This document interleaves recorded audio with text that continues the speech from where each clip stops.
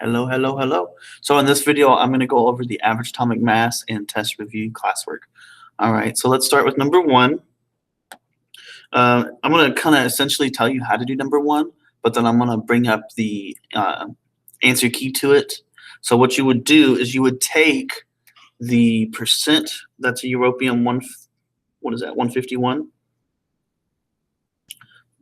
and then the mass for it. So that's all for europium 151. And then the second isotope is that much, and the mass is right there. And so essentially what I would do is I would take the, and I'll try to use the same colors here, I'm going to take the 47.82%, and I'm going to multiply by the mass, which is 150.9. And then I'm going to multiply those together. I'm going to get a number. And then I'm going to take 52.18% times 152.9. I'm going to multiply those two together and get a number. I'm going to add those numbers up. I'm going to get a really big number, and then I'm going to divide by 100. And I'll get our answer. All right, and let's go over to Canvas and see this one, because this one is done for you on the assignment page. So if we go here,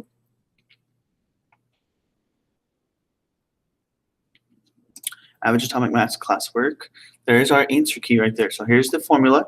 Average atomic mass is equal to the mass of each isotope. So let's say isotope 1, whatever it happens to be. In this example, isotope 1 was europium 151. So you take the mass of that isotope times its percent abundance, and then you add that to the mass of the second isotope times its percent abundance, and you keep doing that until you run out of isotopes. I think the hardest one I gave you guys is 3 isotopes. Okay, and this will probably make more sense on number 2. Okay, so let's look at number 2. So the answer for number 1, is 151.943, and this is all the work needed to do that and get that number. Okay. All right, let's look at number 2. So number 2, we have 3 isotopes in our table here. We're going to multiply the percent abundance by each one by its mass. I'm going to do that one in black. I'm going to do this one in red. I'm going to do this one in purple.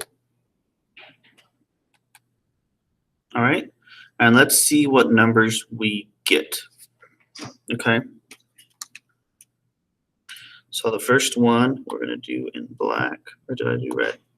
Black, okay. So the first one is 78.70 times 23.98504. And I'm going to get 1887.6, and I'm just going to round it to a single number. So 1887.6. And then let's do the second isotope.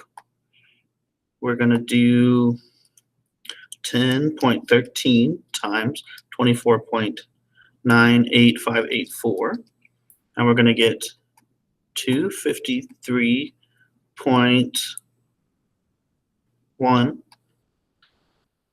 And your numbers will vary a little bit because depending on how you round it, but your final answer should kind of be close to my final answer, and it should be close to what's on the periodic table. If you look at the average atomic mass for magnesium on the periodic table, the average from these should be 24.3. And so that's what I'm hoping to get, somewhere close to that. Not exactly, but somewhere close. All right, now the third number is in purple, and it will be 11.17 times 25.9825998. All right, and so that's going to be 290.2.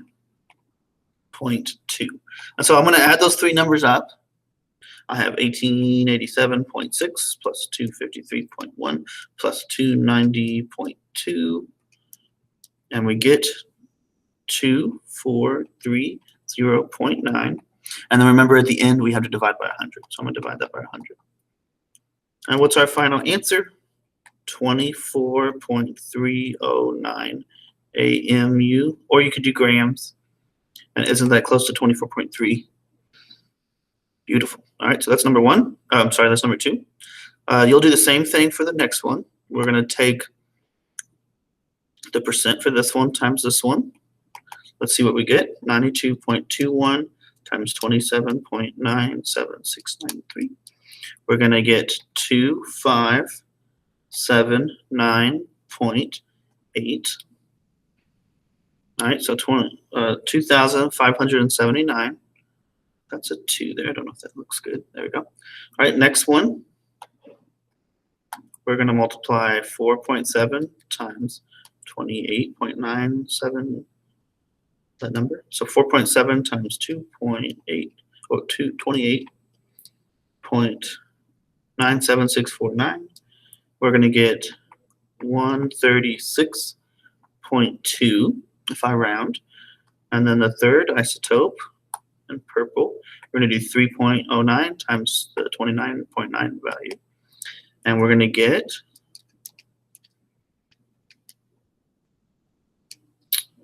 92.62. All right, we're going to add these numbers up.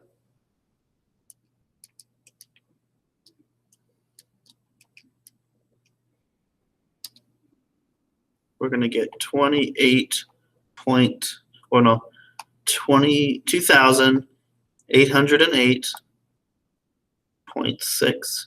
Remember, we got to divide that by 100. Let's see what we get. 28.086 AMU. So that's our final answer there. And if you look on the periodic table, the average atomic mass for silicon is 28.086. Ooh, that's perfect.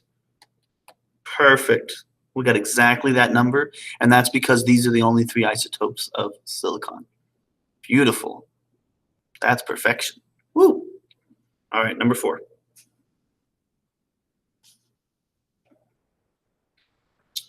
All right, number 4. We have a couple isotopes here, and I'm going to circle them in different colors. So 75% is cesium-133. 20% is 132.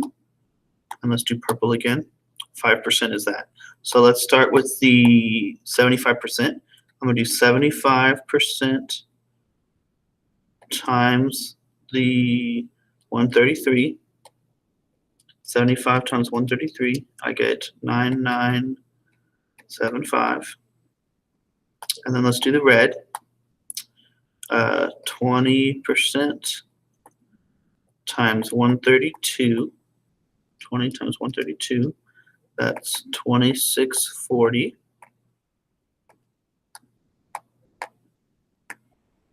All right, then our third number will be, and I'm just going to go ahead, I'm going to cross that out. We're just going to continue working here. Okay, and I'll erase before we do the last 2 problems. So we're just doing number 4.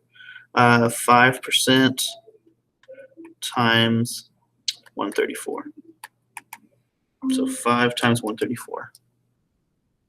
670.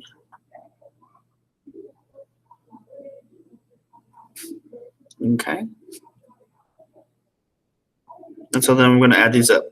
9975, 2640, 670. Okay, we're going to add those up. 9975, 2640 plus 670. So that's going to be 13,285. And then we divide that by 100. And we get 132.85. And that's for cesium. And if we look on the periodic table, cesium is 132.905. So we're a little low, but that's pretty close. All right, so that's number 4. Then let me check something here because I heard a ding. Let's see what we got here. So I'm doing this one here. Where is my other Canvas meet? I'm in 2 of them.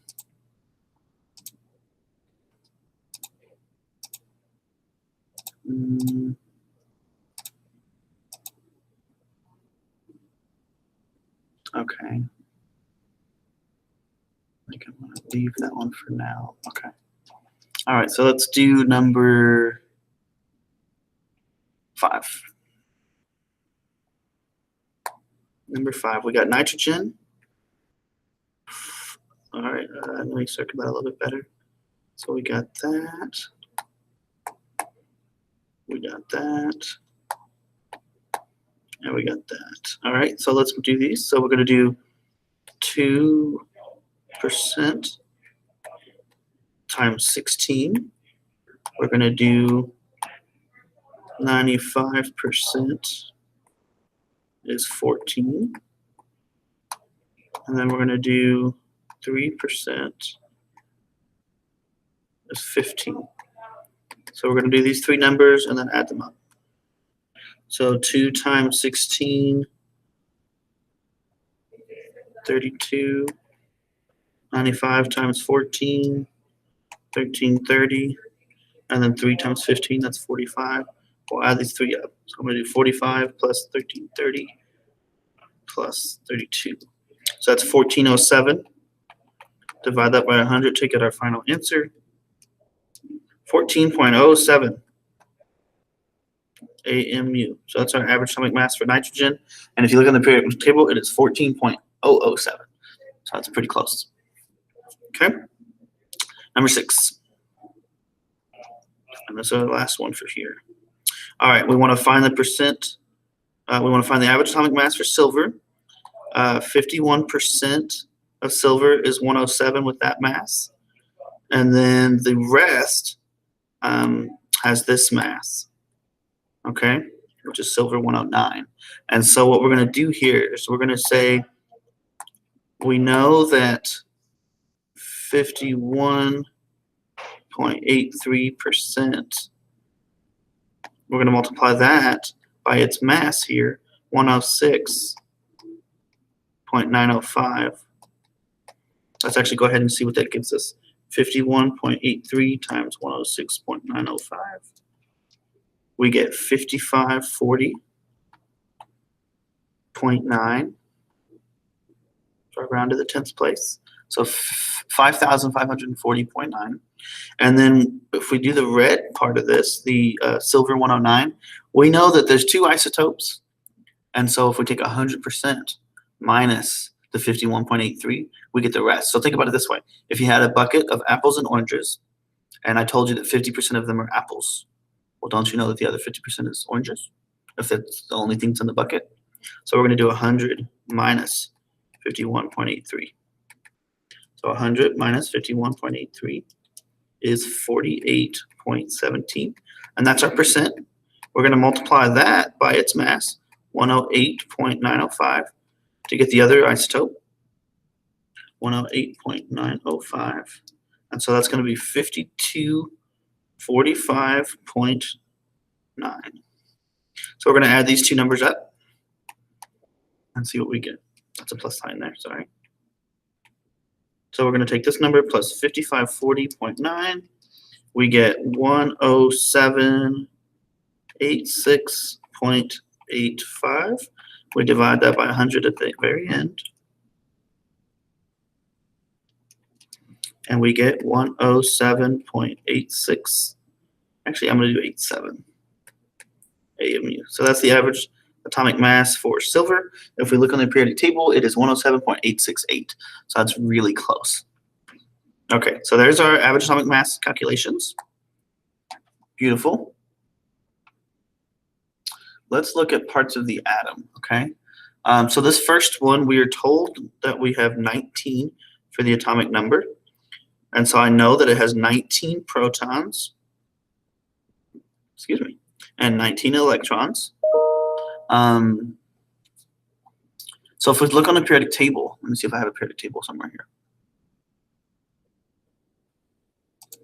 Let's see here. Let me find my periodic table.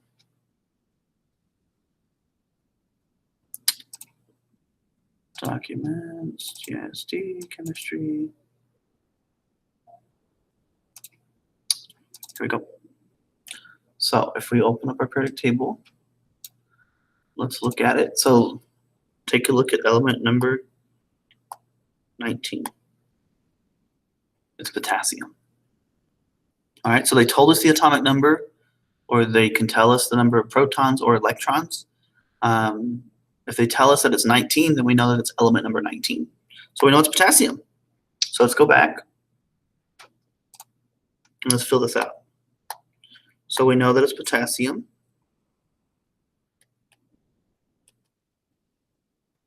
The symbol is K.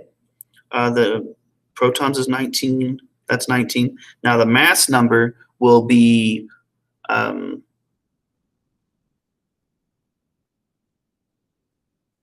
the average atomic mass of potassium is 39. So I'm going to do 39 minus 19. So this is going to be 39 minus 19, which is going to give me 20. So my mass number is 20. Wait, no, that's neutrons. So that's going to be 20.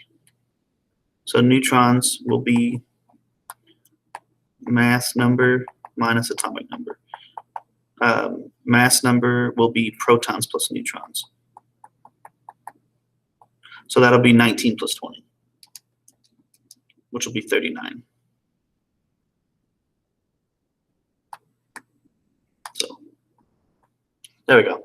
So 1 is potassium, 2 is K, 3 is 39, 4 is 19, 5 is 20. All right, you'll see how we figure that out. All right, now the next one, they tell us that the symbol is S. So if I look on my periodic table,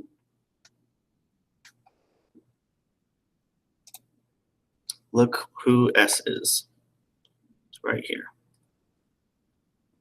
So it's sulfur, right? It says sulfur right there. Sulfur. Everybody see that? Element 16, sulfur with the symbol S. So we know it's sulfur. We know that its atomic number is 16. So let's see what we can do.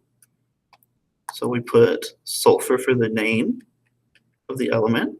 We know its atomic number is 16. We know it has 16 protons. We know it has 16 electrons. So what's the mass number? So let's do number of neutrons. The mass number of sulfur is going to be 32. And that's from the average atomic mass. Like if I look at the average atomic mass of sulfur on the periodic table, it says, well, let's look at it.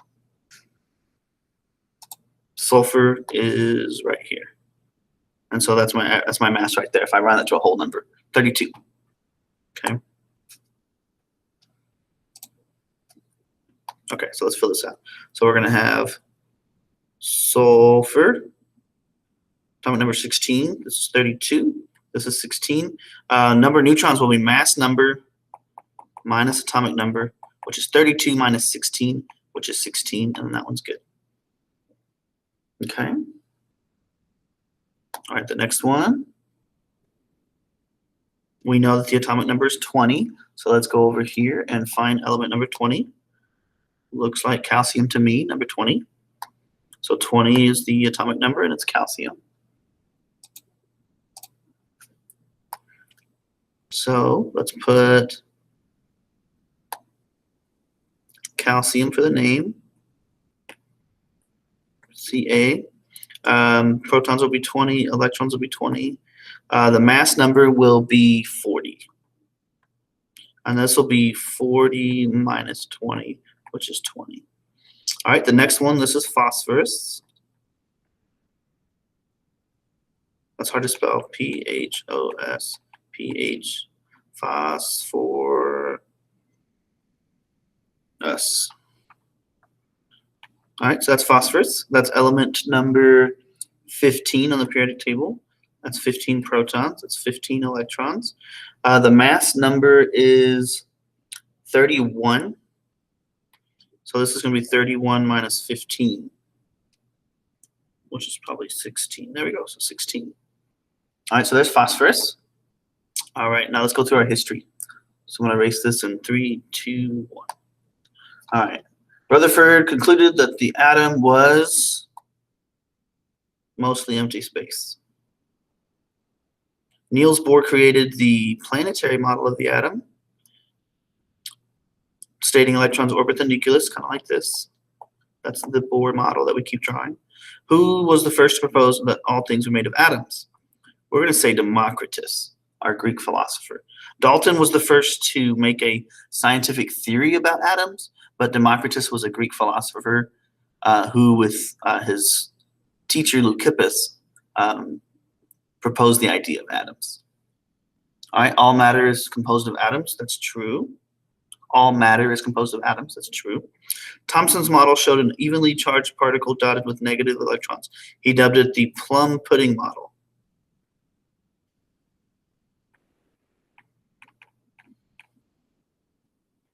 Okay, so that's what he called it. Okay, which particle is not part of the nucleus? That would be the electron. So remember, you have protons and neutrons in the nucleus, and then you've got these electrons orbiting out here. And we can even make this like a character here. I like doing this when I draw an atom. I can make it like a little face. So there's my atom. All right, let's do number 7. Let me scroll down here. How many protons does titanium have? So if you look at this, it's got 22 because the atomic number is 22. How many neutrons does titanium usually have? So 48 minus 22. I did mass number right there minus the 22 right there. So 48 minus 22. So the answer is 26.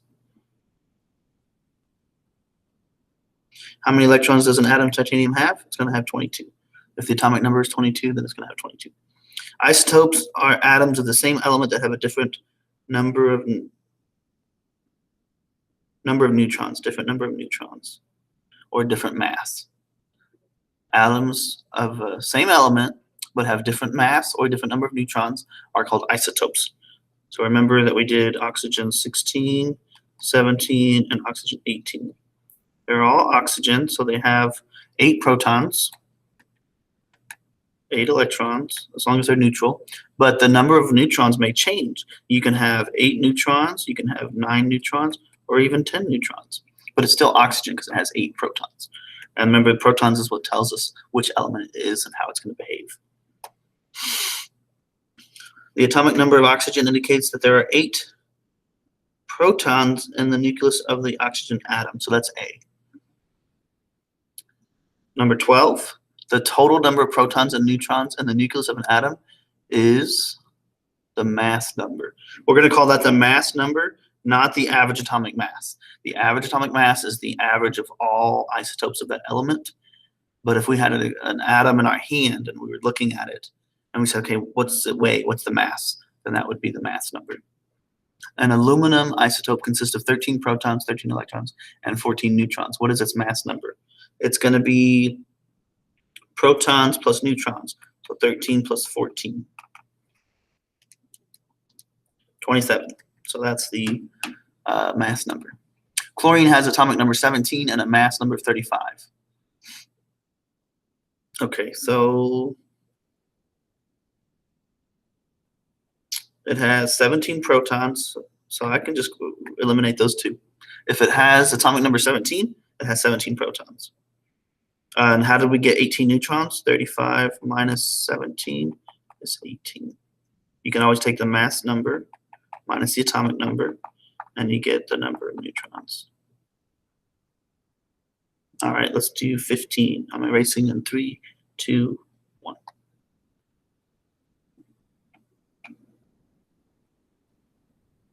All right, 15. Ooh, it's going to take a while. We're almost done now. 15 is experiments with cathode ray led to the discovery of the electron. Whose series of experiments identified the nucleus of the atom? That was Rutherford. He discovered the nucleus. In Rutherford's experiment, most of the particles passed through the foil. So he shot particles through gold. Most of the time they went through the foil. Sometimes they bounce off when they hit the nucleus. Okay, so most of them. Because a few particles bounced back from the gold foil, Rutherford concluded that the particles were